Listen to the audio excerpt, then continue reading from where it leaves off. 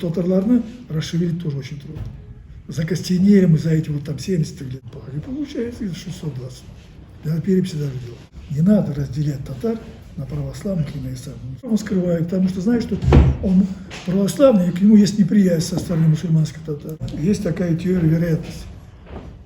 Теория вероятности, то есть рыбак садится на водоем, там озеро, ловит рыбу. Поймал 5 рыб, 3 отметил и выкинул. Опять все 5 выкинул. После опять ловит, поймал там, образно говоря, через какое-то время поймал там, допустим, 10 рыб, из них одна отмечена. Вопрос, сколько рыбы в водоеме? Элементарно теория вероятности отвечает. Столько. А я говорю, вы когда-нибудь перепись проводили? Да, есть официальная статистика. Никогда перепись.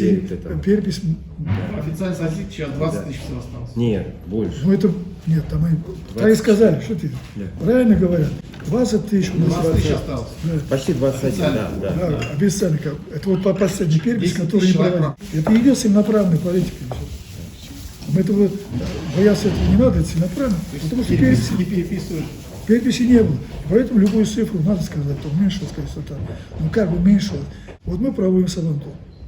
Здесь, да, я уже не знаю, вот сколько лет я это мероприятие возглавляю. Так нет.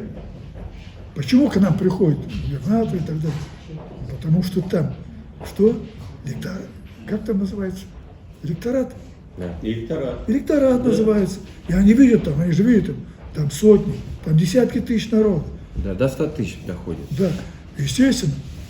Я не говорю, что там все один татар приходит. Ну какая? И вот по теории говорят, если туда приходит, пускай будет там 70 тысяч, да, образно. Теперь 70 тысяч, что делаем? По теории говорят, считаем.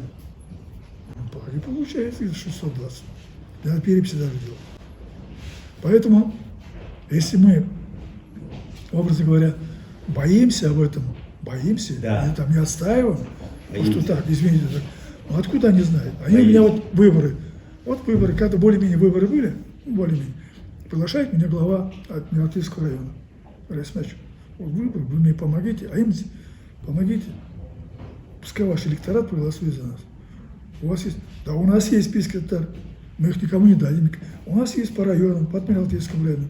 Вот я специально для того, чтобы понять, да, трудно идет, потому что татарларны расшевелить тоже очень трудно. Закостенели мы за эти вот там 70 лет, закостенели. И вот поэтому что получилось? Я вот что сделал, для того, чтобы как-то поднять и расшевелить. Вот у нас там 19 районов в городе, 19 районов. В каждом районе проживает там 300, 400, какой? 400, 500, 600 тысяч человек. Это целый город Челны. А председатель автономной городской, ну, как бы один, да? Поэтому. И вот мы приняли решение. И во всех районах, я назначил своего зама. Он зам и в то же время главный по району. А ему поручено, этому представителю по району, что он каждому, значит, районе есть 5-6, где-то 11 муниципальных образований. И мы сказали ему, найдите и назначьте, там, выберите, неважно, своих товарищей старших, которые за каждый район отвечают, за каждый муниципальный район образования. А те муниципальные образования должны назначить старших в каждом доме. В каждом доме. И тогда у нас не будет вопроса возникать, сколько там, 300. Я об этом, допустим, вот несколько раз выступая и говорил, не знаю, приняли не приняли этот опыт, не приняли и так далее. Идет, ну это не то. Вот поэтому вопрос только на массовых мероприятиях. Вот на таких, как мы в Сабантуе, когда, помню, Мухаммедшин приехал как-то лет, наверное, 10 назад, я помню, ну, каждый год у нас. И он говорит, все, устал, я, наверное, Сабантуй, может быть, наверное, как бы так. Если них там нет, мы говорим, вы же приезжаете в наш Петербург как не в гости, а как хозяин приезжает. Ну, он приезжает как хозяин, он на Сабантуе хозяин. Не два губернатора приходят, он как хозяин. Встречает его здесь татар с удовольствием. То есть видно, да, что есть здесь свои там земляки, с уважением встретили и так далее, то он доволен, естественно, он видит массу и так далее, и так далее, и так далее, и так далее.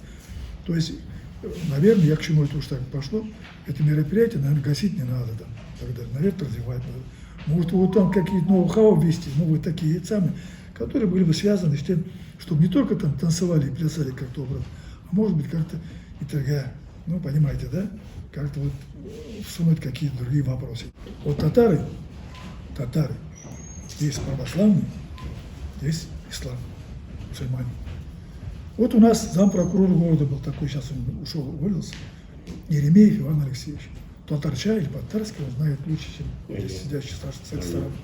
Чисто говорит по-татарски. Крешин, да, образно, вот, допустим. Он себя не любит, чтобы Крешин называют. Православный татарин, им все нравится православный татарин. И наша беда, это вот вас, журналистов, больше касается, наша беда о чем? Не надо разделять татар на православных и на исламных. Я об этом в свое время говорил на высшем уровне тоже. Не надо. И я вот, мы все, наш автоном ведет по отношению православным, таким же, как татар. Да, пускай фамилия там Егоров, там, Иван Михайлович, да, вы знаете такого, и так далее. Но они, между прочим, для авторитета татар сделают столько просто. А многие скрывают, он тоже фамилию Петров, он скрывает, потому что знает, что он православный, и к нему есть неприязнь со стороны мусульманских татар. Это есть такое, это я не выдумываю. А в других местах вообще это много, особенно в центральной России, там, Кострома, там, так далее. Мы вот здесь с этим боремся. Я сказал, а вы знаете, сколько таких татар? А их может быть больше, чем татар, которые ислам проповедуют.